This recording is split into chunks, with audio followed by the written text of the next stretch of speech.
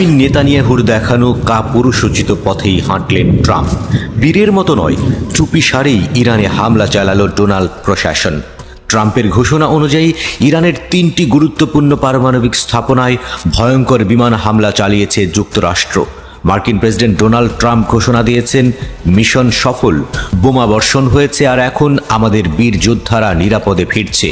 ঘটনাটি শুধু মধ্যপ্রাচ্য নয়, পুরো বিশ্ব রাজনীতিতে ভয়াবহ মোড় আনতে চলেছে। আকাশভেদী বিস্ফোরণ, ঘন কালো ধোঁয়া আর বিশাল বোমার শব্দে কেঁপে উঠল ইরান।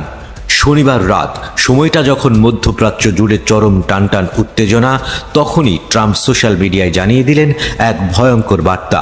ফোর্দো, নাতানজ আর ইস্পাহান, ইরানের 3টি প্রধান পারমাণবিক স্থাপনায় সফল হামলা শেষ হয়েছে। একটি পূর্ণ বোমা বোঝাই বিমান থেকে ধ্বংসাত্মক আঘাত হানা হয়েছে ফোর্দোতে। সমস্ত বিমান এখন ইরান ছেড়ে নিরাপদে ফিরছে। এই ঘোষণার সঙ্গে সঙ্গেই বিশ্বজুড়ে শুরু হয় আলোচনা, আতঙ্ক আর উত্তেজনা। সামাজিক যোগাযোগ মাধ্যম থেকে শুরু করে